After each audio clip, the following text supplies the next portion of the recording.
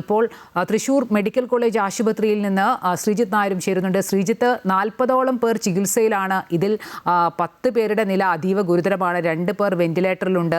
പലരുടെയും പൊള്ളൽ 70% മുകളിലാണ്. വിദഗ്ധ ചികിത്സയാണ് എല്ലാവർക്കും നൽകുന്നത്. ആരോഗ്യനിലയെ സംബന്ധിച്ചൊക്കെ എങ്ങനെയാണ്? ഇതിൽ എത്ര പേർ ജീവിതത്തിലേക്ക് തിരിച്ചു വരും? അത്തരത്തിലുള്ള ആശങ്കകളൊക്കെ നിലനിൽക്കുകയാണ്. അമ്പിളി, വളരെ പ്രധാനപ്പെട്ടാണ് ഈ കാര്യങ്ങളെല്ലാം തന്നെ. കാരണം വൈകുന്നേരം ഈ അപകടം ഉണ്ടായപ്പോൾ മുതൽ തന്നെ ആംബുലൻസുകളുടെ ഒരു പ്രവാഹമായിരുന്നു തൃശ്ശൂർ മെഡിക്കൽ കോളേജിലേക്ക്. ഈ പരിസരമാകെ തന്നെ ജനനിബിഡമായിരുന്നു. ഒപ്പം നിരന്തരമായി ആംബുലൻസുകൾ ശരീരഭാഗങ്ങളുമായും ഒപ്പം മരുന്നുകളുമായും എത്തുന്ന ഒരു കാഴ്ചയാണ് ആ സമയത്ത് കണ്ടത്.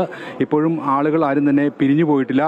മന്ത്രിമാരെല്ലാവരും തന്നെ ഇപ്പോൾ മെഡിക്കൽ കോളേജിൽ ക്യാമ്പ് ചെയ്യുകയാണ്. നേരത്തെ തന്നെ VN വാസവനും ഒപ്പം P രാജീവ്, മിനിസ്റ്റർ ബിന്ദു, ഒപ്പം അല്പസമയത്തിന് മുമ്പ് മന്ത്രി വീണ ജോർജ്, ആരോഗ്യമന്ത്രി എത്തിയിട്ടുണ്ട്. അവർ നേരത്തെ VN വാസവൻ പറഞ്ഞത്, ആരോഗ്യമന്ത്രി എത്തിയ ശേഷം ഞങ്ങൾ ഒരു കൂടിയാലോചന യോഗം നടത്തുകയും നാളെ എന്ത് വേണം, അതായത് എന്തെങ്കിലും രീതിയിൽ കൂടുതൽ കാര്യങ്ങൾ വേണമെങ്കിൽ ഏതാണ്ട് ഒരു മന്ത്രിസഭാ യോഗം തന്നെ ഇവിടെ ചേരാനുള്ള തീരുമാനത്തിലാണ് അവർ.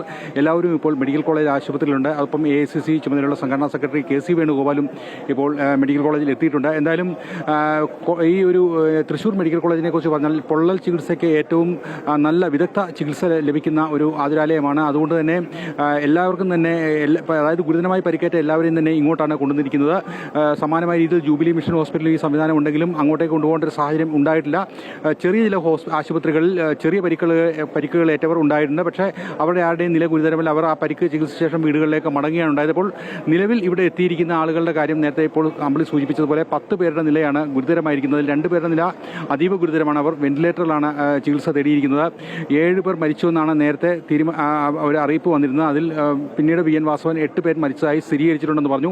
അതിനുശേഷം 9 ശരീരഭാഗങ്ങൾ ഇവിടെ എത്തിച്ചിട്ടുണ്ട്. പക്ഷേ മന്ത്രി VN വാസവനും ഒപ്പം തന്നെ P രാജീവ് അറിയിച്ചൊരു കാര്യം, ഈ 9 ശരീരഭാഗങ്ങൾ എത്ര ആളുകളുടേതാണെന്ന് തിരിച്ചറിയാൻ പറ്റാത്തൊരു സാഹചര്യം ഇപ്പോഴുണ്ട്. അതായത് ഈ അപകടത്തിന്റെ വ്യാപ്തി അറിയണമെങ്കിൽ ഈ ഫോറൻസിക് പരിശോധനാ ഫലം കൂടി വന്ന ശേഷം മാത്രമേ അറിയാൻ സാധിക്കുള്ളൂ. കാരണം വ്യത്യസ്ത വ്യക്തികളുടെ പൂർണ്ണമായി ചിന്നിച്ചിതറിപ്പോയ ശരീരഭാഗങ്ങളുണ്ട്.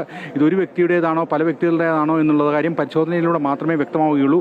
അതുകൊണ്ട് തന്നെ ഈ ആശുപത്രിയിൽ എത്തിച്ച ശരീരഭാഗങ്ങൾ ആരുടേതാണെന്ന് തിരിച്ചറിഞ്ഞാൽ മാത്രമേ മരണസംഖ്യ ഉൾപ്പെടെയുള്ള കാര്യത്തിൽ നമുക്ക് ഒരു നിഗമനത്തിൽ എത്താൻ കഴിയുകയുള്ളൂ എന്നാണ് ഇപ്പോഴത്തെ അവസ്ഥ. എന്തായാലും നിലവിലെ ഉള്ള പേര് വിവരങ്ങൾ നമുക്ക് ലഭിച്ചതനുസരിച്ച് 54 വയസ്സുള്ള സുദർശൻ, അതുപോലെ വാസുദേവൻ 54 വയസ്സ്, സുവിൻ 40 വയസ്സ്, ഇങ്ങനെ 3 പേർ മരിച്ച വിവരം കൃത്യമായി സ്ഥിരീകരിച്ച് തന്നിട്ടുണ്ട്.